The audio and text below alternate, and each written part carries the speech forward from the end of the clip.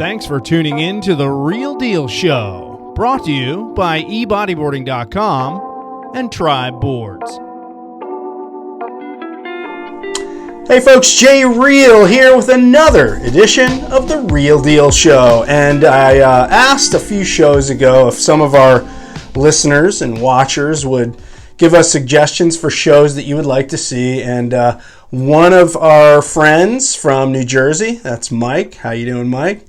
Suggested I do one on Swimfins. Now, I've done videos on Swimfins. We have them on our product reviews pages, and I also have one on our YouTube channel that was produced by our friends over at Bodyboard Holidays in the UK, where I talk about a lot of this stuff. But I'll do another one here and get a little more conversational with this. You know, that was more of a presentation, and I'm going to do some of the same stuff here, but I think I'll give a little more editorializing, I think, with this one. So I know if you don't know what I'm talking about, you'll figure it out pretty quickly. So let's first of all talk about swim fins. Swim fins are super important in bodyboarding because they help you to not only propel yourself out to where the waves are breaking, but they also help you to catch waves more easily. And here's the one that a lot of people forget about. They help you to steer and control the board. So they're trailing behind you. Imagine them sort of like rudders, right, on a sailboat.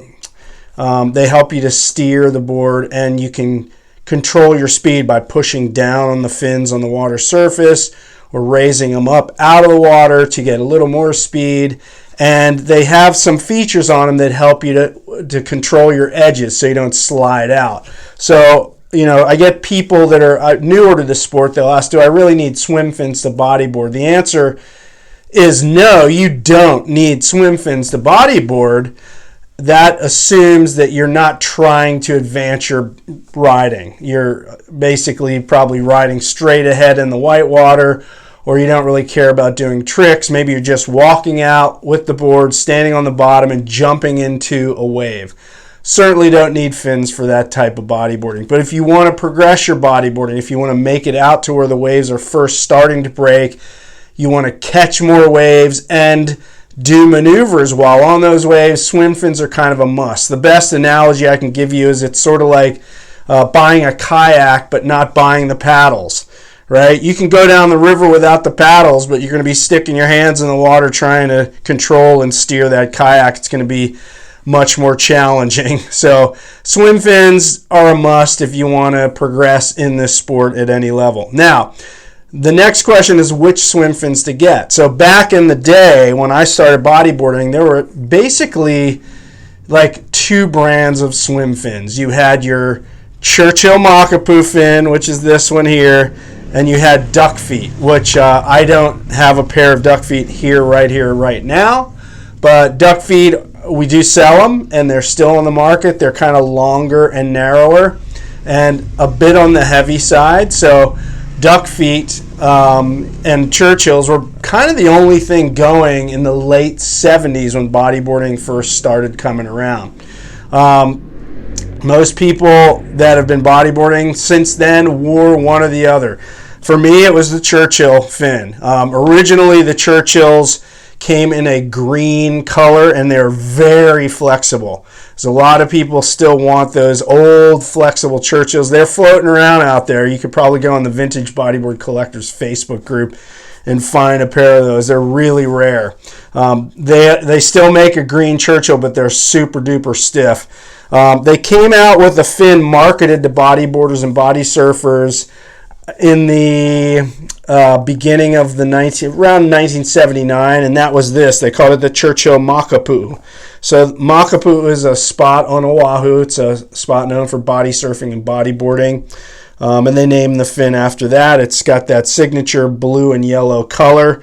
This is what we call an asymmetric fin. So let's get into the types of fins. Basically, there's two types. There's asymmetric and symmetric. So an asymmetric means there's a specific right and left foot fin.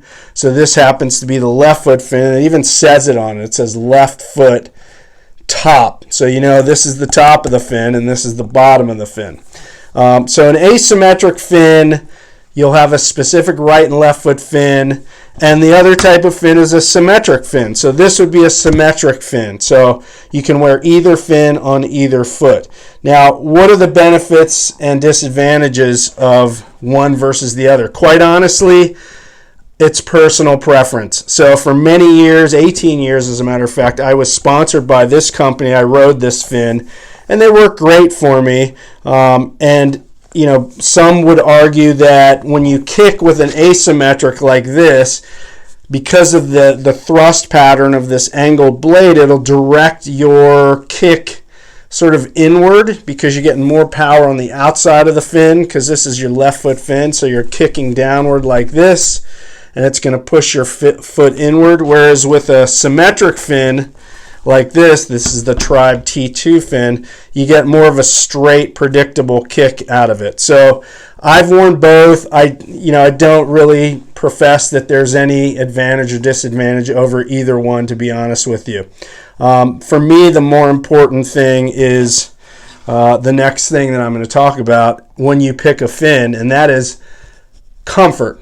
Comfort, hands down, should be the number one criteria when you pick a swim fin.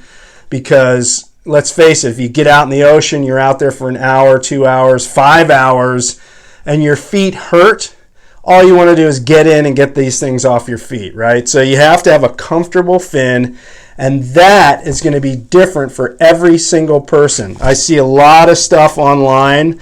I go on Reddit a lot. I go on Facebook, Instagram, and I see people go on there and they'll say, hey, what's the best fin? What's the best fin? Don't take those pieces of advice to heart, because quite frankly, everyone's feet are shaped differently. I have some really jacked up feet. In fact, I should show you this. Brace yourselves, folks. I'm going to show you my left foot. I don't know if you can see that, but sorry, the mic's kind of far away, but I have crooked toes. And by the way, those of you listening on the audio podcast, I apologize. A lot of visuals here. So I have a giant bunion. I have crooked toes. I have calluses all over my feet. And some of that's hereditary, and some of it's probably from wearing swim fins for so many years. But the point being, my feet are different than other people's feet. I have very wide forefeet, and it's sort of a normal heel. Some people will have a wide heel or a narrow heel or a high instep or narrow feet, whatever. There's a fin for every type of foot. So I think the point here is don't take your buddy's advice on which fins to wear. You need to try them on, because it's just like running shoes. If you go into a running shoe store, they have 50 different shoes because everyone's going to find comfort in a different shoe based on their particular foot shape. So it's a personal thing. So if you have the luxury of going to a shop that has fins, certainly do that. Here with bodyboarding, we have customers. Sometimes they'll order 3 or 4 pairs of fins. They'll try them on. They'll send back what doesn't work for them. So that's another option you can do. Of course, there's shipping costs involved. I understand, but hard to put a price on having a comfortable fin and wearing that fin for many years. So with that said, I have swim fin reviews on our YouTube channel, and I go over some of the defining features of each fin, so you can kind of narrow it down there. For example, if you have wide feet like me, you'll find on our swim fin reviews that I talk about that, and there's a couple of fin brands that are suited to wider feet. If you have a narrow foot, for example, there's other fins that are good for the narrow feet.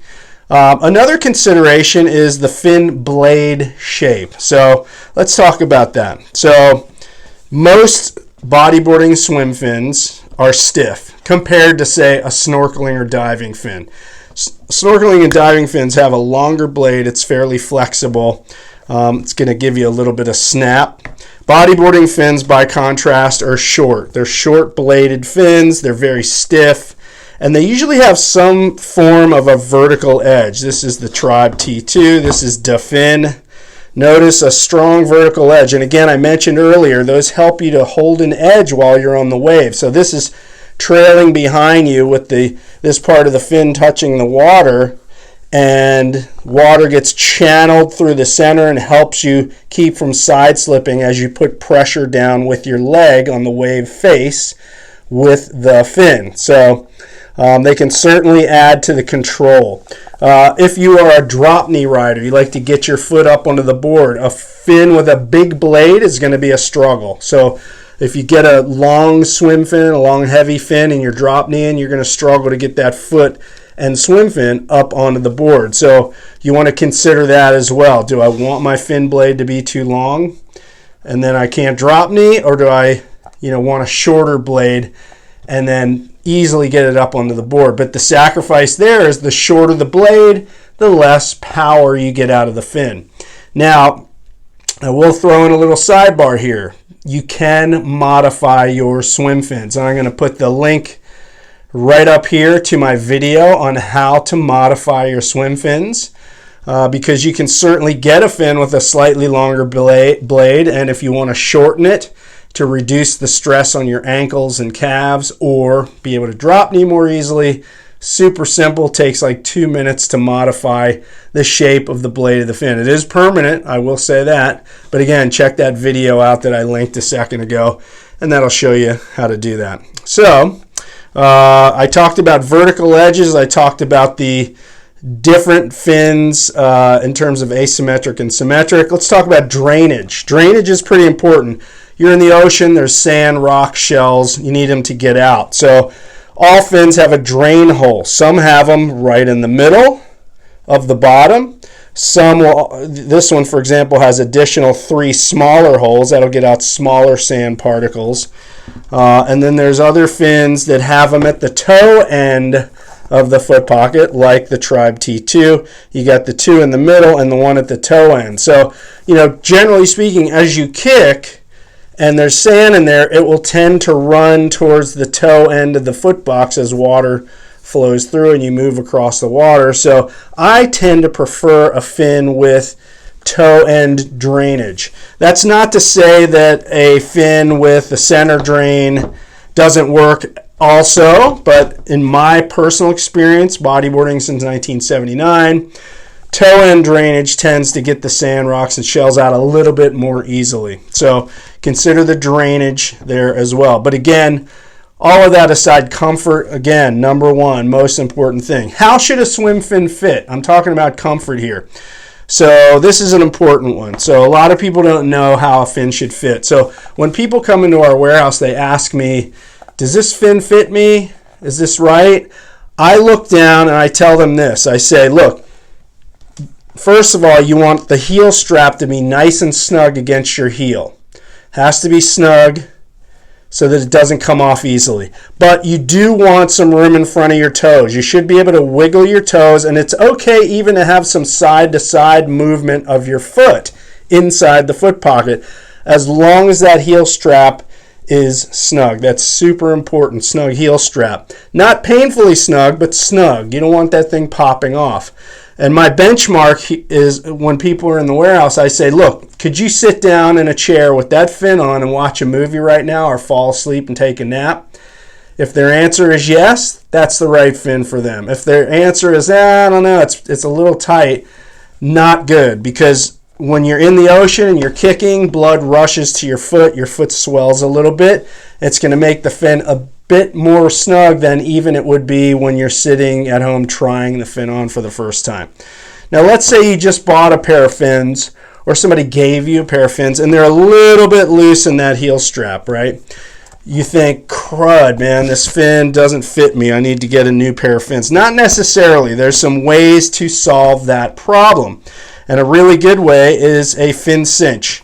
And that is this product. So the way a fin cinch works is you have a Velcro strap that goes around the heel strap of the fin, wraps around, and it has this, what we call an instep strap. So if this is my foot, I'm putting it in the fin, you'll notice the instep strap goes over the top of my foot, and then I crank that down nice and tight. And what that does is it pulls the heel strap against my heel. So if you have a fin that's slightly loose, this will make it nice and snug against your heel. And if a wave hits you in the foot and tries to knock it off, this instep strap's going to hold it on. It's going to keep the fin from coming off in the first place. So a fin cinch is a good product to solve that problem. And it's also, even if the fin fits you well and you just want a product that's going to keep it on your foot that's different from a traditional tether, which I'll cover in a minute, this can do it for sure. So that's the cinch. The next one is, if you, let's say you have a fin that's like maybe a size too big for your foot. It's loose and you're thinking, bummer, this fin doesn't fit me. Or the alternative is, excuse me, let's say the fin is uncomfortable. You're finding that sand is grinding into your feet and giving you blisters and craters on your foot. Well, how do you fix that? A fin sock will do it. So this is a traditional 2mm fin sock. It has an open heel, so you put your foot in, you got your open heel here, so sand can get out. This basically will cover everywhere on your foot that the fin touches and nowhere else. So really good product for the summertime or even the winter time if your water isn't super cold where you live. It will provide a little bit of insulation, but not a ton, because obviously water can get in all around this thing. And it is a flat lock stitch, so it's not a watertight stitch. This is more for prevention of the fin chafing your foot, and it will also snug up the fin. So a fin sock, a 2mm fin sock, will add 1 shoe size to your foot. So when you're buying a pair of fin socks for comfort or to help the fin fit more snugly, keep in mind that it will add 1 shoe size to your foot. So if you're a size 10 shoe, and you put on a fin sock, you're now going to look for a fin that fits size 11. So remember that. So traditional fin sock, and then there's also what we call a cinch sock. This is a combination of the cinch and the sock. So it's basically a Velcro strap that goes around the heel with a fin sock attached to it. And you get your foot in there, you stick your foot into the fin, and it has the instep strap over the top of your foot that we showed you on the fin cinch. And this particular instep strap just clips into position, and then you tighten it, and so you get the benefit of the fin sock, which keeps the chafing at bay, and you get an instep cinch here, a strap that holds the heel strap on. And so you basically have 2 products in one here. Okay, so let's say you're a purist and you just want to go barefoot with your fins. That's what I do. I've been bodyboarding since the late 70s. My feet are pretty toughened up from wearing fins over the years. And I just need tethers. You just need a tether so that if the fin gets blown off your foot, you don't lose it. Because let me tell you, folks, fins float. People ask me that all the time. Do those float? Yes, they float, but they're not like a cork. They're not just going to pop up if they come off your foot. You're in the surf with waves, sand, dark water. If that fin gets blown off your foot, the waves hold it underwater. You can't see it unless you're in absolutely pristine, super clear water. And that thing gets held underwater, it goes 100 yards away from you, you're going to lose your fin. So do not rely on the flotation of a fin to find your fin if it gets blown off your foot. And it happens, trust me, 1 foot, 20 foot, doesn't matter the size of the waves. I've had fins get blown off in all sizes of surf. And a pair of fins is a big investment. So don't blow it by not getting tethers. Even if it's a pair of shoelaces, you can make your own tethers at home with a pair of shoelaces. That's great. But if you want a simple tether, a standard Velcro tether works great. This is our e-bodyboarding shackle fin tether. It's basically like a surfboard leash. So you have a tether that comes out of the package like this. If you want to install it in a Swimfin, you literally just drop this strap through the center. And then you have this loop, if you can see that. And you just pull the whole tether right through its own loop, and there you go. So you put the fin on, you wrap it around your ankle like that. Then if the fin gets blown off, it's dangling from your ankle, you can put it right back on. So that's a traditional tether. So you got the cinch style that I showed you earlier, you got this traditional Velcro style, and there's also the string type, which are more like the shoelace style. We sell those as well on the website, so check all those out. Also, cold water. Let's talk about cold water. A lot of you live in places where the water gets super cold in the winter. you need to keep your feet warm, but you need to wear fins because you're bodyboarding. So we sell what we call fin booties. So they're different than surfing booties. Surfing booties tend to have a hard rubber sole, or it's pliable, but it's a thick rubber sole. And they'll have, in a lot of cases, an instep strap to tighten the booty down onto the foot for surfing. Those are difficult to fit into a bodyboarding swim fin because of that rubber sole. You can certainly do it, but keep in mind that those will add like 4 to 4.5 shoe sizes to your foot because of that thickness of that rubber sole. So you will need most likely a winter pair of fins and a summer pair of fins to deal with that situation. I grew up in Maryland. The water's in the 30s in the winter and the 70s in the summer. I always had 2 pairs of fins, a winter and a summer pair. It's just part of the deal over there. So these things take up a lot less. These are our e-bodyboarding fin booties. They have the soft sole, and they are blind stitched to keep the water out. We have them in 3mm and 5mm thicknesses. They have this flush strap, so you can it's Velcro. You wrap it around the top, Velcro it down, and then you pull your wetsuit leg over the top of it. And it also has this little Velcro strap, which you can attach around the heel strap of the fin to sort of hold it in position. Some people don't like this thing. They just take scissors and snip it off. That's really easy to do if you don't want this strap. But it's there if you want to use it. And these things take up less room, but you'll still need a larger pair of fins to fit over top of these. The 3mm add about 2 to 2.5 shoe sizes to your foot. The 5mm probably closer to 3 shoe sizes added to your foot. So factor that in when buying booties, fin socks, and fins all in one package. So one last thing, I will say this. As I mentioned, I'm kind of more of a purist. I just go barefoot in my fins. And what I do is, before I put on my fins, I will take this stuff. This is called Belly Jelly. It's an old product that's been around since the 80s, early 80s, I think. The packaging has not changed. The logo hasn't changed.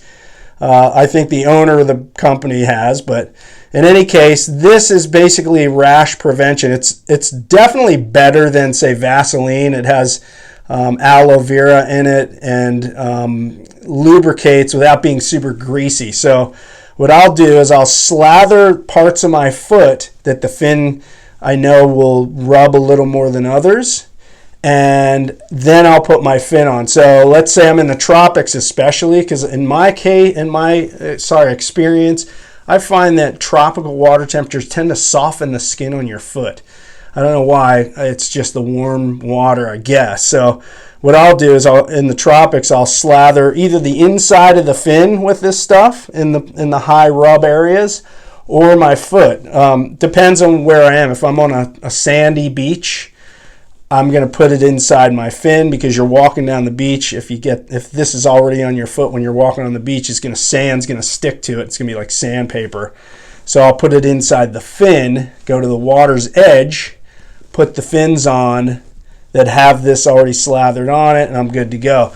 If I'm in a place where I'm surfing reef breaks, I'm jumping off a boat, for example, like our Tavi Tube Tour trip that we go on every year, which I will link the page, I think. I'll try to link it up above. Yeah, I will. Our video from our last Tavi Tube Tour. We jump off boats, so I can put this all over my feet and then put my fins on and prevent the fins from chewing up my feet. So this is good also for wetsuit rash and stuff like that. It's a cheap lubricant, really good stuff, Belly Jelly. Always take it with me on trips. So I think I've covered the gamut here on the fins, different fin types, fin accessories, and hopefully when you go in there to buy a new pair of fins, go on the website, you make sure to check out our YouTube swim fin reviews. Again, I linked that earlier. And pick out a fin that's going to match the shape of your foot. And you can pick accessories based on your personal needs. Obviously, if you have any specific questions, feel free to email me at You can email orders@ebodyboarding.com, or me personally is I get those emails, by the way, or you can go to jay@ebodyboarding.com with specifics, or just post them in the comments if you're on YouTube. And that pretty much covers it for Swimfins, folks. Hopefully you learned a little bit here today, and the next time you go out there to buy a pair of fins, you're more educated than you were before. And those, again, that were listening on the audio podcast, I do apologize. This was a real verbal, more of a visual show with a lot of visual aids here, but hopefully you got something out of it. So that's going to do it for this episode of The Real Deal Show, folks. Thank you for watching. If you're on YouTube, remember to subscribe. Give us the thumbs up if you like this one. Throw some comments in down below. Give us your experience with Swimfins and what you've maybe learned, and so other people can read your comments. And we will see you next time on The Real Deal Show. And as always, folks, see you in the surf.